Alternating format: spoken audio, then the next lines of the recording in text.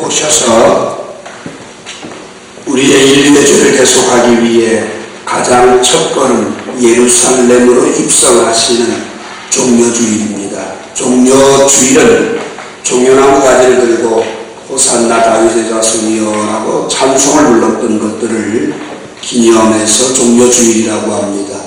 고난주간 첫째 날이기도 합니다. 매년 우리가 고난주간을 맞이하지만 이 예수님의 고난과 나의 삶이 도대체 어떤 관계가 있는지, 정말 우리들의 가슴 속에서 이것이 받아들여지고 체휼되어지고 있는지 한번 되돌아볼 필요가 있다고 생각이 됩니다. 고난주간이 되면 공연히 여러분들을 힘들게 하기 위해서 새벽 기도해라, 금식해라, 처야해라. 사실 우리가 그걸 한들 그리스도의 고난에 얼마나 참여한 바가 되겠습니까? 중요한 건 우리가 예수님의 십자가가 정말 나를 살리셨고 나에게 생명을 주셨다면 우리는 더 경건함으로, 더 속죄함으로, 그리고 더 순결함으로 주님 앞에 나아가는 귀한 은혜가 있기를 주의 이름으로 부탁을 드립니다. 특별히 오늘은 이 마가복음 14장 53절부터 65절 말씀을 중심으로 해서 예수님의 고난은 죄가 없으심에도 불구하고, 무죄함에도 불구하고 고난을 당하셨다. 그 이유가 뭐예요? 나의 죄를 대속하기 위해서지요. 그 사실을 명백하게 드러낸 사건을 중심으로 해서 죄 없는 고난을 도대체 왜 당하셨는가? 우리는 이 말씀 속에서 깨닫는 은혜가 있길 바랍니다. 오히려 결론부터 먼저 말씀을 드린다면 히브리서 4장 15절에 보면 우리와 똑같은 육체를 가지고 사셨는데 그분은 우리와 다른 한 가지가 뭐냐? 죄가 없으셨다라고 하는 겁니다. 왜? 죄 없으셔야만 내 죄를 대신 짊어지실 수 있기 때문입니다. 만약 그분이 우리가 동일한 죄를 갖지 않으셨어도 대속하실 수가 없고, 우리가 똑같은 죄를 가지고 범죄했더라면 그분은 대속, 구주가 되실 수 없다라는 이야기입니다. 베드로전서 2장 22절에도 보면 그분은 죄를 범하지도 않으셨고 입에 거짓도 없고 오히려 욕을 당하면서 욕하지 아니하고 막대어서 욕하지 않았다는 겁니다. 그리고 고난을 당하시지만 공의를 심판하시는 하나님께 부탁하면서 친히 나무에 달려 그 몸으로 여러분과 저의 죄를 담당하셨으므로 오늘 그분이 채찍에 맞음으로 여러분과 제가 나음을 받게 된 것, 이것이 바로 예수님의 고난인 것을 기억하시기 바랍니다. 이 예수님이 이러한 고난을 통하여 십자가에 처형되는 과정의 한 모습을 오늘 본문은 기록을 하고 있습니다. 제일 첫 번째로 오늘 본문 53절 보게 되면 그들이 예수를 끌고 대제사장에게로 가니 대제사장들과 장로들과 서기관들이 다 모이더라. 여러분, 이 당시에 사내들인 공회라고 하는 건 대제사장, 장로, 서기관, 바리새인과 사두개인으로 구성된 72인의 공회입니다. 종교로서는 가장 높은 권위의 기관입니다. 그리고 그 당시 유대인들에게는 최고의 통치 기관입니다. 다만 로마의 식민지 하에 있었기 때문에 사형적 집행에 대해서는 로마 총독의 판결이 있어야 될 뿐, 그것을 제외한 모든 종교에 관한 신성 재판은 바로 이 공회가 다 담당을 했습니다. 그런데 여러분, 이 당시 이런 권력을 가졌던 사람들이 살리는 일이 아니라 여러분, 예수님을 죽이려고, 오늘 본문 55절에 보면 대제사장들이 그 공회에 모여서 예수를 죽이려고 칠 증거를 찾았다라고 말씀하고 있습니다. 당시의 최고의 엘리트 집단입니다. 그들은 할 수도 있었고 권력도 있었고 그 나름대로 믿음도 있다라고 이야기하는 사람들, 직분도 가지고 있고 모든 것들을 가지고 자기 따르는 그 사회를 바르게 잡고 정의롭게 이끌어간다라고 하는 리더들이 어떤 일에 모였느냐? 죽이려고, 증거를 찾기 위해서 하나가 되어서 모였다는 겁니다. 여러분, 우리 나름대로 정의를 이야기하면서 하는 짓은 사람을 죽이는 일이에요. 우리 나름대로 바르게 산다는 이름을 내걸지만 하는 짓은 남의 허물을 춤추는 일이에요. 얼마나 우리가 분명하게 앞장서 가는가. 이 말씀을 통해서 이들은 권력을 가지고 예수님을 십자가에 정죄하려고 했지만 실패하고 맙니다. 권력을 가지면 못할 게 돼 있고 안 할 게 돼 있습니까? 내 생각만 옳고 내 생각과 다르면 가차없이 제거하려고 하는 것이 권력은 아닙니다. 세상을 바꾸거나 변화시키면 내 자신에게 위협적인 존재가 될까봐 정죄하기 위하여 예수님을 영원히 제거해버리겠다고 이들이 열심히 모였다라고 하는 사실. 당시의 대제사장 재판장입니다. 그 곁에 선 권력자들은 재판을 돕기 위해 함께 결의하고 모였습니다. 혈안이 됐습니다. 오늘 마가복음 14장 1절과 2절 말씀을 보게 되면 이틀이 지나면 6월절과 무교절이라 대제사장들과 서기관들이 예수를 흉계로 잡아 죽일 방도를 구하며, 여러분, 흉계를 꾸며서 잡아 죽일 방도를 찾고 있는 것, 이러한 권력 준 겁니까? 이러한 대제사장 시켜준 겁니까? 이 짓 하라고 그들이 장로가 되었습니까? 아니지 않습니까? 그들의 흉계를 성경은 놓치지 않고 우리에게 전해주고 있다는 거지. 마태는 조금 더 상세하게 마태복음 26장 3절에 보면 그때에 대제사장과 백성의 장로들이 가야바라고 하는 대제사의 관정에 모인 장소가 가야바의 관정이었습니다. 예수를 흉계로 잡아 죽이려고 의논하였다고 그들은 사전 모의로 열심히 했습니다. 그리고 공식적인 회지를 갖는 시간이 바로 오늘 본문에 공개된 내용입니다. 누가복음 22장 66절에 보니까 날이 새매 백성의 장로들과 대제사장과 서기관들이 모여 예수를 그 공회로 끌어들여 오늘 본문의 사건을 누가는 이렇게 기록하고 있습니다. 우리 세상에서 많이 하는 말입니다. 유전무죄, 무전유죄라고요. 돈이 있으면 죄도 없다라고 하고요. 돈이 있으면 지옥도 안 사는 세상입니다. 요즘도 황제노역이라고 면죄부를 주었다고 하는 시대적인 표현들이 속출하고 있습니다만 많은 사람들이 힘을 잘못 사용하고 있습니다. 사람을 살리고 세우는 데 쓰는 것이 아니라 권력을 가지고 예수님을 뒤집어 씌워서 처형시키려고 이들이 혈안이 되어져 있다라고 하는 거지요. 그렇지만 여러분 어떻습니까? 권력으로 무죄를 결정해주고 만 것이 오늘 본문의 사건이라고 하는 사실입니다. 마태복음 10장 28절은 우리에게 말합니다. 목은 죽여도 영혼을 이미 죽이지 못하는 자들을 두려워하지 말고 오직 목과 영혼을 능히 지옥에 멸하실 수 있는 일 두려워하라고요. 권력이면 다른 세상 아닙니다. 아무리 권력으로 혈안이 되어 흉계를 꾸며도 역사의 진실은 드러나기 마련인 것입니다. 오늘 우리가 죄 없으신 예수님의 고난이라고 하는 것은 권력으로도 해결하지 못하는 아름다운 결과를 여러분과 저에게 입증해 주고 있다는 사실입니다.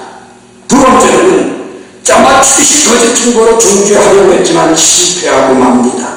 55절에 보면 대제사장과 공회가 예수를 죽이려고 그를 증거를 찾되 얻지 못하니 예수를 쳐서 거짓 증언하는 자가 많으나 그 증언이 서로 일치하지 못합니다. 어떤 사람들이 일어나 예수를 쳐서 거짓 증언하여 이르되 우리가 그의 말을 들으니 손으로 지은 이 성전을 내가 홀로 손으로 지지 아니한 다른 성전을 4년 동안에 지으리라 하더라 하되 그 증언도 일치하지 않더라 이렇게 얘기했습니다.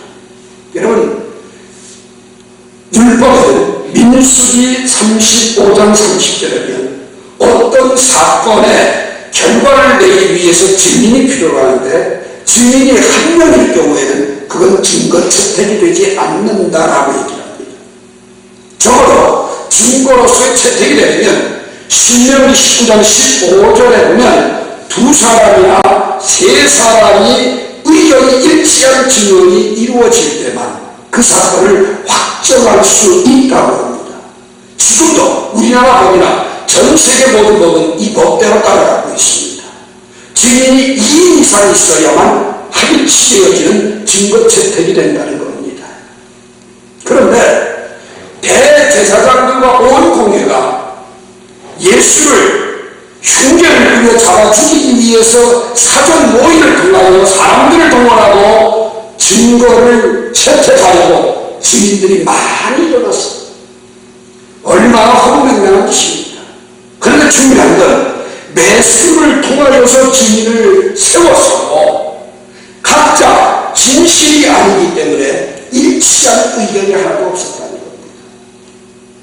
그리고 더 중요한 건 오늘 읽는 말씀 속에 보게 되면 요한복음 2장 사건에서 예수님께서 지적하신 말씀, 성전을 더럽힌 그들에게 이 성전을 허라 내가 사흘 만에 다시 세우리라. 그건 자기 육체를 두고 하는 말이었는데 그것을 어떻게 기억을 더듬어내서 그걸 가지고 위증을 하지나 그 당시에 들었던 사람들이 많지 않다 보니까 그 증거조차도 일치되지 않아 증거 채택에 불발이 되고 만 것이 오늘 본문의 내용입니다. 여러분 한번 생각해 보세요. 보통인 그들이 조작을 해서 사건을 만들었는데 그 속임수가 통하지 않았다고 하는 겁니다. 일치하지 않았다는 거예요. 그들이 법대로 잘 조작했더라면 얼마든지 하나 되게 할 수 있는데 뭐예요? 인간은 한계가 있다는 겁니다. 아무리 기억을 해도 한계가 있다는 겁니다. 아무리 외우고 들어가도 거짓은 드러나기 마련이라는 겁니다. 선한 이웃을 향해서 공격하고 아무리 거짓으로 뒤집어 씌운다고 할지라도 파괴력을 가지고 흔들기를 해도 그것이 진실이 아니기에 이루어질 수 없다라고 하는 교훈이 오늘 본문의 내용입니다. 오늘 여러분과 제가 다시 한번 기억해야 될 중요한 진리입니다. 죄 없는 분을 죄를 뒤집어 씌워 만들어 보려고 하니 실정법을 위반한 일도 없고 도덕을 깨뜨린 일도 없고 파렴치한 짓을 한 것도 없고 또 잘못을 저지른 것도 없는데 그걸 억지로 짜맞추기로 십자가의 처형을 하려고 하니 일치한 증언들이 나오지 않았다는 겁니다. 그러면 그분이 왜 이런 고난을 죄가 없으심에도 불구하고 이런 고난을 당했을까? 이사야 53장 6절에는 우리는 다 양 같아서 그런데 가요 각기 제 길로 가거늘 여호와께서는 우리 모두의 죄악을 누구에게? 예수 그리스도에게 담당시키셨다는 겁니다. 우리 때문에 이런 억울함을 당하시고 우리 때문에 이런 능력을 뒤집어 쓰시고 우리 때문에 이런 짜맞추시 거짓 증거 앞에서 재판을 받으셔야만 했다라고 하는 겁니다. 구약시대에는 지은 죄를 용서받기 위해서는 어린 양을 잡아 속죄의 제물을 드려야만 합니다. 어물쩡하게 넘어가거나 면피가 될 수 없습니다. 그래서 요한복음 1장 29절에 보면 세상 죄를 지고 가는 하나님의 어린 양이라고 말씀하고 있습니다. 그분이 적당히 어물쩍 얼버무린 것이 아니라 여러 가지의 죄를 짊어지고 그리고 속죄의 제사를 드려주기 위해서 이런 고난을 당하셨습니다. 그러면 여기에 우리라고 하는 건 누굴까요? 나입니다. 나를 위해 고난 당하신 것, 나를 위해 십자가 지신 것, 나의 죄 때문에 그분이 무죄함에도 불구하고 이런 아픔을 겪으셨다고 하는 거예요. 예수님의 십자가에 죽으시는 바로 나의 죄와 허물 때문이라고 하는 사실을 기억하시기 바랍니다. 아무리 짜맞추게 돼도, 아무리 거짓 증거하는 증인들이 많이 일어나도 하나 되지 않는 이유, 바로 예수님의 죄 없으심을 입증해주는 귀한 사건임을 기억하시기 바랍니다. 이렇게 사전 공모에 의해서 재판을 진행했는데 실패로 돌아가게 되자 이제는 대제사장이 일어나게 됩니다. 60절에 보면 대제사장이 가운데 일어서서 예수에게 물어 이르되 너는 아무 대답도 없느냐? 이 사람들이 너를 치는 증거가 어떠하냐? 그럼에도 불구하고 예수님은 침묵하고 아무 대답도 하지 아니하셨습니다. 그러니까 이 대제사장이 기발한 아이디어를 내어서 하는 말이 네가 찬송받으실 이의 아들 그리스도냐라고 물었습니다. 여러분, 그리스도는 메시아입니다. 구세주라는 뜻입니다. 여러분과 저를 죄에서 구원해 주시는 분입니다. 그 많은 사람들이 모여 군중의 힘으로 얼마든지 모의를 통하여 예수를 죽이려고 했지만 실패하게 되자 영향력을 가진 대제사장이 신이 일어나서 선동하기 시작을 합니다. 여러분, 우리에게 영향력을 주실 때에 아름다운 영향력을 끼쳐야지 나쁜 일에 선동하고 누구 죽이고 허물을 주는데 선동하는 것은 가장 미련한 사람들이 하는 짓이에요. 이 대제사장은 바로 그런 선동을 하고 있어요. 예수님의 정체성을 가지고 유도신문을 합니다. 이사야 53장 7절 말씀처럼 고독을 당하여 괴로울 때도 입을 열지 아니하고 도살장으로 끌려가는 어린 양처럼 털 깎는 자를 잠잠하고 그 입을 열지 아니하셨습니다. 괴롭고 아프고 억울하고 자존심이 상하고 채통이 무너져도 침묵하셨습니다. 할 말이 없어서 아닙니다. 여러분과 저를 구원하기 위해서입니다. 할 말 다하고 체면다 세우고 자존심 다쳤다면 주님 따라갈 수 없습니다. 오늘 예수님의 십자가는 여러분과 제게 교훈해 줍니다. 참아라, 견뎌라, 침묵해라. 내 자존심과 주면 십자가에 못 박으라고 말씀하고 계십니다. 그런데 여러분, 예수님은 한 가지만은 분명하게 말씀하십니다. 내가 찬송받으실 이의 아들 그리스도냐라는 이 물음 앞에 예수님이 뭐라고 대답합니까? 62절에 보니까 내가 그니라. 한번 따라합시다. 예수님은 그리스도시다. 믿으시면 아멘합시다. 예수님은 그리스도. 다른 말은 다 없고 그리스도라는 말은 분명한 대답을 하십니다. 왜요? 그것 때문에 보냄받으셨거든요. 그것이 예수님의 전부거든요. 그것이 바로 여러분과 저를 죄에서 대속하시는 사건이거든요. 십자가를 지셔야지만 가장 중요한 이유가 바로 그리스도이거든요. 피하지 않고 답변하셨습니다. 그때 이 유도신문은 바로 예수님을 십자가에 못 박는 형의 확정의 단계로 몰고 가버립니다. 이젠 죄인이 필요 없다. 본인이 인정했으니 이제는 사형에 해당된다. 이렇게 정죄를 해버리고 만 것이 바로 오늘은 64절에 나타나고 있습니다. 신성모독죄입니다.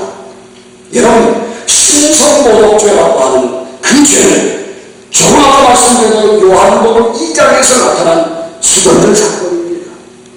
그리고 요한복음 10장에 보면 수전절에서 요한복음 10장 30절에 나와 아버지는 하나라고 말씀하시면서 유대인들이 돌로 치려고 할 때 예수님이 분명하게 이야기합니다. 내가 하는 일을 봐라. 아버지께서 보내신 일 아니냐? 아버지가 나에게 맡기신 일들 아니냐? 이렇게 이야기합니다.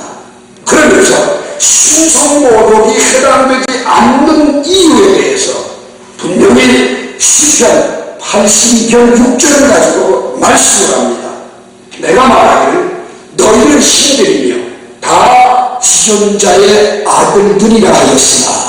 여러분, 구약 성경에서 예수님만이 아니라 여러분과 저도 하나님의 자녀들입니다. 그렇죠? 하나님의 자녀들입니다. 그리고 하나님의 자녀들은 뭐냐? 신들이다. 무슨 말이에요? 성령의 너희 안에 임했다는 말이에요. 여러분, 우리 안에 예수님의 영이, 주님의 영이 우리 안에 있어요. 너희가 그리스도의 영이 없으면 그리스도인이 아니라고 합니다. 여러분 안에 그리스도의 영이 있다는 말은 바로 영 자체가 신이라는 이야기예요. 하나님과 동등되지 않습니다. 그분이 내 안에 계신다는 뜻이에요. 그러니 오늘 여기 있는 모든 분들은 신성모독죄 걸릴 이유가 없어요. 예수님도 이 신성모독죄라고 하는 건 대제사장들이 억지로 갖다 씌우는 죄지 죄가 되지 않는다고 말입니다. 왜? 이미 시편 80편 6절이 말씀을 하고 있고 예수님이 두 번에 걸쳐서 요한복음 2장과 10장에서 그 신성모독은 죄가 아님을 이미 입증을 하셨기 때문에 정죄의 대상이 되지 않는다고 말입니다. 그런데 이들은 분노합니다. 대제사장은요, 오늘 말씀을 보게 되면 65절에 보면 63절에 보면 먼저 대제사장이 자기 옷을 찢었어요. 이건 자기가 증인이라고 말입니다. 거짓 증인들을 다 세우다 보니까 안 되니까 이제 지가 그 일의 증인이라고 옷을 찢습니다. 채통 없는 짓이 말 같지도 않은 죄를 뒤집어 씌우면서 예수님을 정죄하려고 든 겁니다. 여러분, 이렇게 예수님을 침뱉고 욕하고 때리고 난리를 치고 있는 이 상황에서도 참 소경한 것 누가복음 23장 50절에 보게 되면 이 자리에 있었던 한 사람 아리마대 사람 요셉을 소개하고 있습니다.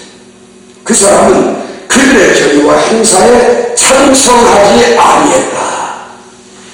유일하게 72명의 의원들 가운데 단 한 사람 요셉은 예수님의 그 무죄의 고난을 당하는 현장 속에서 목도하면서 확인하거든요.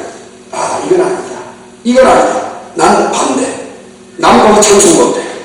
자기의 의견을 분명히 밝혔어요.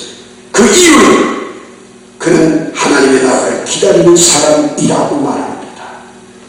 여러분, 직장생활 하시면서 때로는 주변에 안 믿는 사람들이 또 믿다가 낙심한 사람들이 막 기독교에 대한 비난의 이야기들을 쏟아냅니다. 혼자서 참 무언가 말하고 싶은데도 말할 수가 없고 역부족을 느끼면서 입을 다물고 있지요. 어떤 사람은 거기에 또 한류가 돼서 한수 더 뜨는 사람도 있지만 여러분 기억하십시오. 아마도 아리마대 사람 요셉은 71명이 다 예수에게 죄를 뒤집어 씌우려고 할 때 그건 옳지않아. 그건 바른 일이 아니야. 잘못됐어. 혼자 말아보지만 역부족이에요. 역부족이지만 끝까지 자기 입장을 밝혔어요. 이것이 바로 하나님의 나라를 기다리는 사람의 모습 아닐까요? 모든 사람들이 예수님에 대해서 십자가에 대해서 잘못된 이야기를 할 때에 그건 아니야. 내 죄 때문에 우리의 죄 때문에 그분은 십자가에 못 박이신 그리스도야. 이 말은 침묵하지 말고 열고 해야 되는 말. 그들의 결과 행사에 찬성하지 아니하고 동조하지 아니하고 분명한 입장을 밝히는 예수님, 내가 그리스도라고 하는 그 예수님과 이 아리마대 사람 요셉은 얼마나 잘 매치되고 있는가. 오늘 여러분과 제가 걸어가야 할 길이 무엇인가를 보여주고 있는 메시지라고 생각을 합니다. 이사야 53장 4절 말씀, 그는 실로 우리의 질고를 주고 우리의 슬픔을 당하였거늘 우리는 생각하기를 징벌을 받아 하나님께 맞으며 고난을 당한다 하였노라. 그가 찔림은 우리의 허물을 일하며 그가 상함은 우리의 죄악을 인하니라. 그가 징계를 받음으로 우리가 평화를 이고 그가 채찍에 맞음으로 우리가 나음을 입었도다. 우리는 다 양 같아서 그를 대하여 각기 제 길로 갔거늘 여호와께서는 우리 무리의 죄악을 그에게 담당시키셨도다.